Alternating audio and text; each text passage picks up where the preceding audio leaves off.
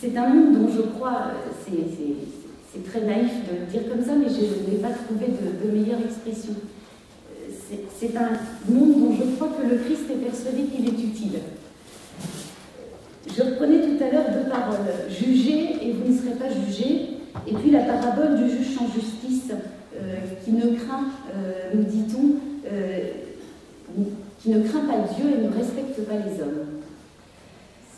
Je crois qu'en réalité, derrière cette parabole du juge sans justice, le Christ dresse à contrario le portrait du bon juge, c'est-à-dire celui qui fait la volonté de Dieu et celui, surtout dans notre monde judiciaire, qui respecte les hommes.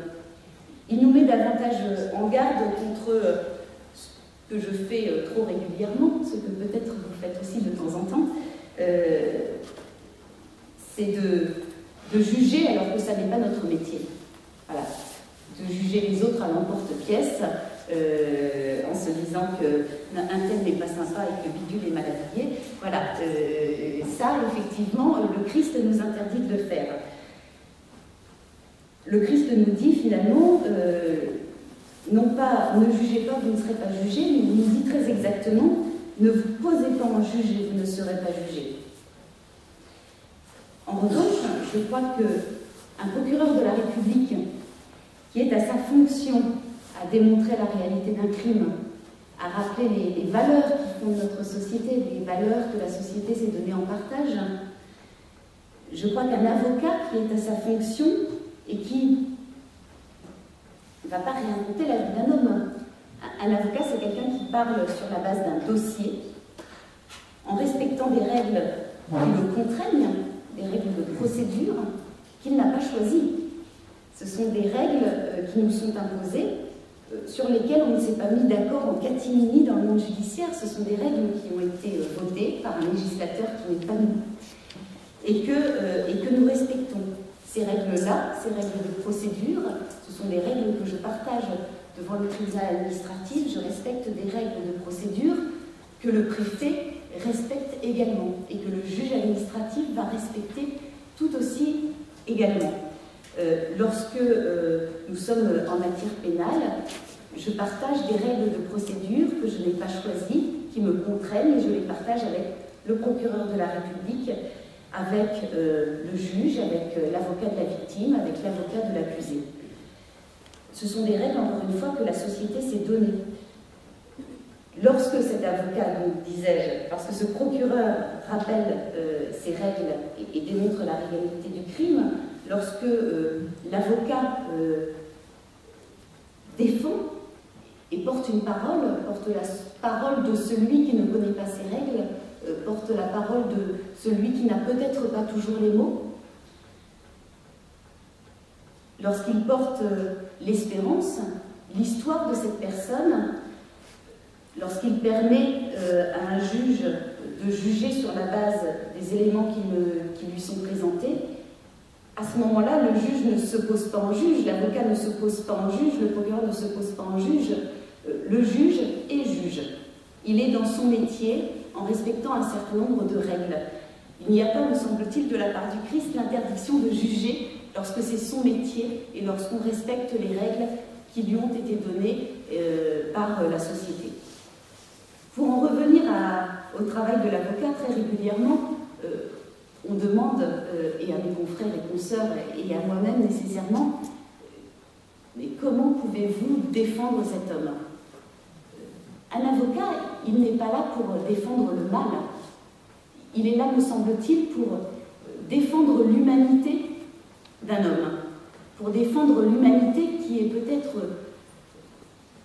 tapie, cachée, peut-être parfois difficile à extirper, mais l'humanité d'un homme qui a pu commettre un crime. Le Christ, le dernier jour de sa vie, a croisé le chemin de trois bandits. Barabbas, qu'il a échappé belle, qui n'était peut-être pas un grand criminel, on dit qu'il avait organisé des émeutes en ville, et puis ces deux larrons. Le bon larron, c'est tout de même le dernier à avoir rendu témoignage à la lumière. C'est quand même le dernier à avoir répondu à la question du Christ. Et toi, qui dis-tu que je suis? C'est le dernier, le premier, en tout cas, voilà, le premier d'une longue lignée à s'être converti. C'est vrai que le Christ ne désespère pas beaucoup des hommes. La justice ne désespère pas non plus beaucoup des hommes, et souvent on le lui reproche. On lui reproche son laxisme. Et je crois que le Christ lui a très largement emboîté le pas, voire la devancé, la précédé. Dans cette espérance en l'homme, le Christ, c'est celui avec lequel on peut chuter mais se relever. C'est celui qui relève la femme adultère. C'est celui qui va confier à Pierre de conduire son église, alors que Pierre a récidivé à 3 reprises dans son reniement. Voilà, je crois que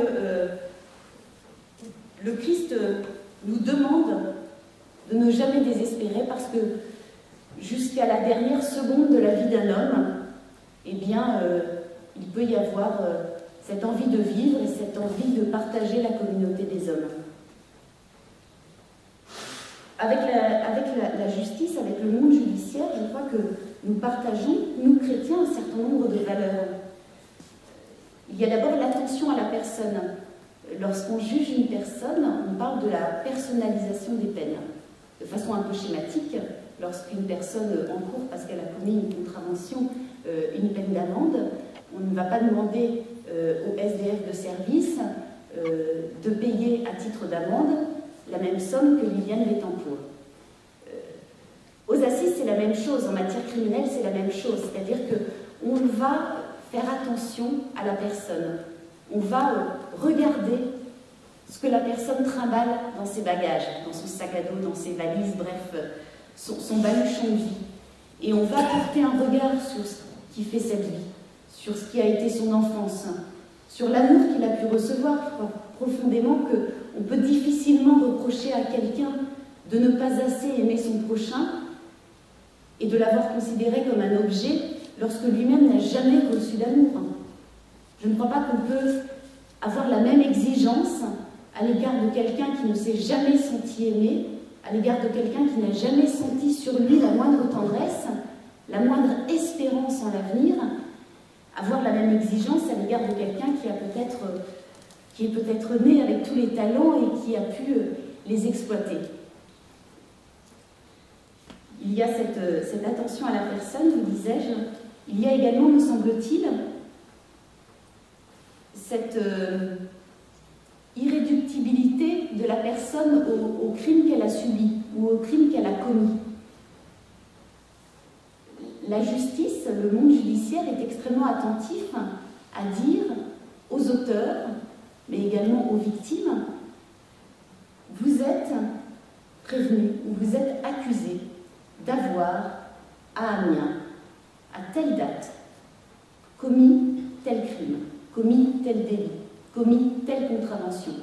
Et lorsqu'on reconnaît la victime comme étant une victime, on lui dit, vous êtes reconnu comme la victime d'un fait précis, commis à tel endroit, à telle date, et la personne a commis tel fait à votre préjudice. Une victime rappelle le monde judiciaire, et je crois que c'est aussi la parole du Christ. Une victime, elle n'est pas victime à vie. Un auteur, il n'est pas auteur à vie. Il est auteur d'un fait précis. Et puis, il continuera sa route.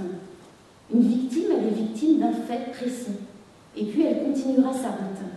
Dans l'Évangile, à aucun moment, me semble-t-il, ou peu en tout cas, il n'y a pas d'épisodes qui me viennent en tête, j'ai le sentiment que le Christ ne confronte jamais, ou très peu, des auteurs et des victimes. Dans la femme adultère, il n'y a pas la victime de l'adultère ou le mari trompé. Dans la parabole du bon samaritain, ce gars-là qui est laissé au bord de la route, laissé pour mort, qui voit passer les uns et les autres jusqu'à ce bon samaritain, on ne sait pas grand-chose de lui. On sait qu'il a été laissé pour mort, mais à aucun moment le Christ le confronte avec l'auteur du crime ou du délit qu'il a pu commettre. voilà, je crois qu'il y a une attention portée à la personne qui a vécu cette souffrance ou qui a commis ce crime, mais on la maintient dans cette position d'homme qui a pu à un moment chuter et puis qui va se relever et qui va continuer de vivre, qui ne sera pas, encore une fois, réduite à ce qu'elle a pu un jour commettre ou un jour subir. Être avocat, c'est, me semble-t-il, donner du sens à ce que vivent les hommes, donner du sens devant les juges également, parce qu'il faut, à partir d'un dossier, essayer de donner du sens à l'itinéraire de la personne, mais également donner du sens aux demandes qui sont présentées à un juge. Comment donner du sens à des sommes, par exemple, qui vont être demandées à titre de dommages et intérêts alors qu'on a perdu une femme, un époux, un parent au cours d'une agression dramatique ou d'un accident de la circulation. Comment donner du sens à une femme qui s'est fait violer et qui va demander des dommages et intérêts. Voilà, c'est aussi essayer avec son client d'inscrire cette expérience avec le monde judiciaire dans un itinéraire de vie. Souvent, nous sommes plongés dans le monde judiciaire, nous y vivons 24 heures sur 24, mais la personne qui va venir nous voir n'aura finalement qu'un contact, parfois furtif et parfois malheureusement très long avec le monde judiciaire. Et il est important, me semble-t-il, qu'à ce moment-là, l'avocat puisse donner du sens à ce contact-là, parce que je crois que le monde judiciaire le permet à travers les règles qu'il s'est fixées. Être avocat, me semble-t-il aussi, c'est préserver l'espérance. C'est lorsqu'il s'agit d'enfants, par exemple, d'enfants dangereux, entre guillemets, d'enfants en danger, d'enfants qui sont plongés, vous disais-je, dans des affaires familiales, de contestation du lien de filiation, de divorce, de séparation. Je crois qu'il importe de ne jamais insulter l'avenir, de ne jamais laisser noir sur blanc des mots qui abîment, des mots sur lesquels un enfant peut tomber plusieurs années après. On n'a pas le droit d'insister l'avenir non plus qu'il s'agisse d'une victime. À la cour d'assises, je me refuse à dire que l'acte de l'auteur a pu bousiller la vie de la victime. Ça, j'estime que ce sont des phrases qui sont absolument interdites.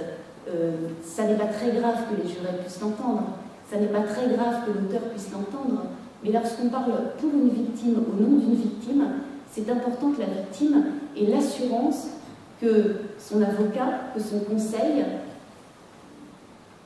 qui la représente ou qui l'assiste, puisse avoir la conviction que tout n'est pas perdu. Voilà, que ce fait-là n'a pas eu raison d'elle. Et puis préserver l'espérance, c'est aussi préserver l'espérance d'un accusé. Une audience en cour d'assises, c'est extrêmement violent pour les accusés. C'est extrêmement violent parce que ce sont des gens qui, pendant 2 jours, 3 jours, une semaine, 15 jours, 3 semaines,